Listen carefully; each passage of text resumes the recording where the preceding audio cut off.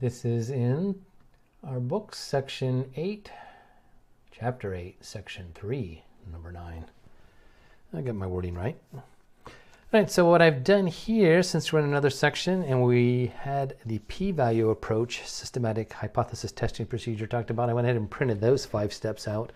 That way I have both the critical value approach and the p-value approach printed, so I can look at those and use that when I'm working on these problems, knowing that that's probably going to come up. And I just glance down and I can see that in B and C of this particular problem. So let's go ahead and go into problem 9. The mean score on a 25-point placement exam. Okay, so that may have something to do with this here. For the past 2 years, I don't know if 2 years is going to be something we need, at a large state university is 14.3. So the mean score 14.3. So 14.3. Look at this. This could be, well, let's continue on, see where we get to with it. That's our mean score, 14.3. Now the placement coordinator wishes to test whether the mean score on a revised version differs. Okay, that's legit. We've changed the test and we've collected data. Is we getting different scores now? And is that because the test is different or students are different, or is there something about it that's different? Okay. She gives a revised exam to 30 entering freshmen. Okay, so there's a sample size of 30. The mean score is 14.6 with a standard deviation of 2.4. Okay, perform the test at the 10% level of significance. There we go. There's our alpha value, right? Starting with the critical value approach, which is what we had been doing. And good thing I had that printed out before, right? So in A, step 1 is identify the null and alternative hypotheses. So our null hypothesis is that the mean is what it had been, 14.3. That's the value it had been before, and that's what it is. Okay. And do we have any other data about that? So 2 years, 25 points. That's all the data they're giving us about that. If they had that much data, they probably would have actual standard deviation data for there, but don't see any, so we don't know any on that then. We'll come back to that later. So on alternative hypothesis, this is our mu naught, our mu alternative, is going to be that it is not equal to. So it could be greater, it could be lower. The whole point is it just different is what we're looking at. Right? Let me look again. So there it was, if the exam differs. So not equal to 14.3. How do you like that, not equal there? So other information that we have is that our x bar from our sample is 14.6. Our standard deviation is 2.4. And we had our sample size being 30. That's good. We're able to use large data here then. And anything else we have about it? I think that's all we know right now. Okay. So for 2, our second step then is identify the relevant test statistic and its distribution. And you know me, I'm going to do 2 and 3 together. Then I'm going to actually fill in the data for that. I guess you'd know that you know me was if you've seen me do a different example earlier and paid attention to that one. You see that I often do that at this. In that example, I did steps 2 and 3 at the same time. So I do steps 2 and 3 at the same time. I spell it out and then sub in the numbers. Okay, so our test statistic, we're going to be working with the z value of this. We've got the mean, so we have our x bar minus our mu naught. And we do not know the underlying standard deviation, so we use our sample standard deviation. And that's divided by the square root of our sample size. And we're doing this since this is a large sample. This is a normal distribution, is our underlying distribution for this. And we'll go ahead and substitute our data in. So we've got our 14.6 minus 14.3 divided by our standard deviation divided by the square root of our sample size. And when we calculate that all out, we get 0.685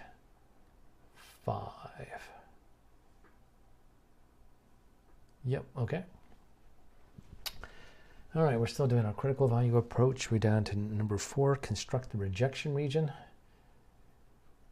So we're looking at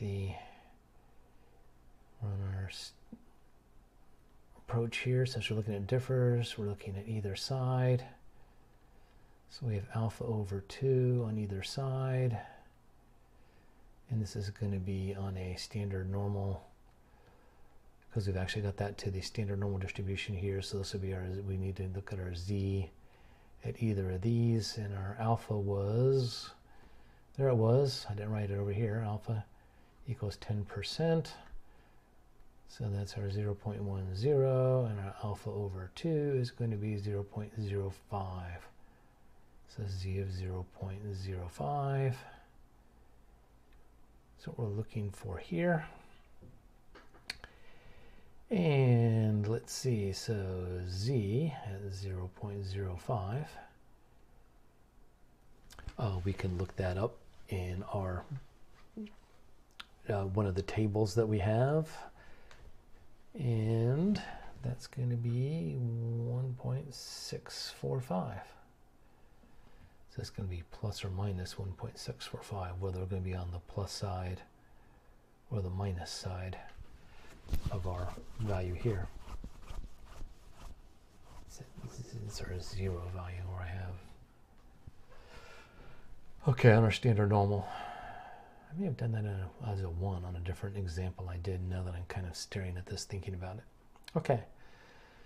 So there we go. Our range then is, our critical value is 1.645 on out to infinity, or 1.645 minus going back to infinity. Our test statistic is right about here, or 0.685.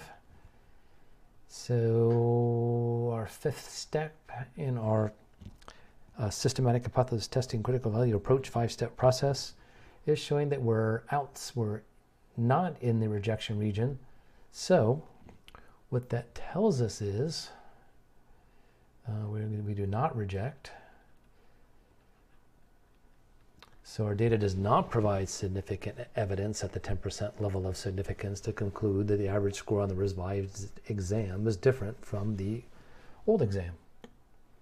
Okay, let's go to B. So B now, we've done all that, perform the observed significance of the test. So the significance of our test is, we're looking at the value that we calculated of our test statistic. So our test statistic was 0.685. And so we're looking at the tail that's cut off by that statistic. So if we're looking here on our standard normal distribution, I'll draw this one bigger than what we had before.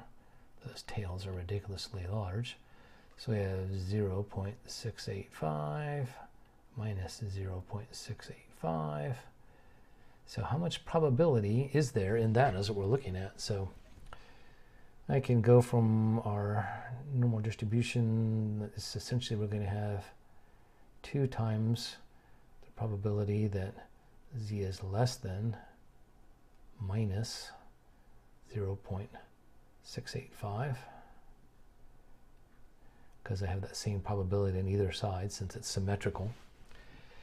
And that's going to be 2 times, let's see, this is 0.2483, which gives us 0.4966.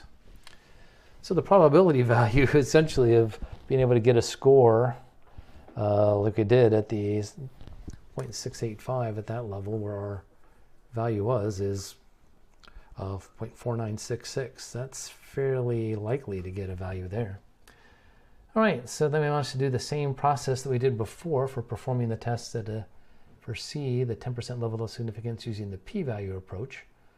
So in the p-value approach, we're still doing the same thing. We're looking at what our hypotheses are, our null and alternative. We're determining the test statistic and calculating it. Then, okay, so we get down to step 4, and we're computing the p-value of the test is step 4.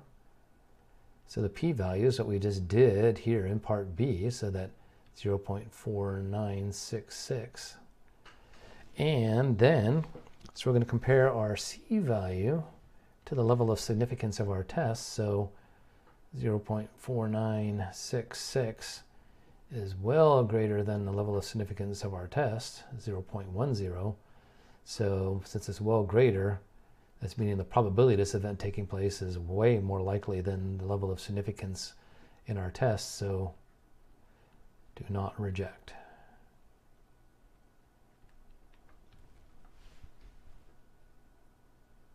There we go.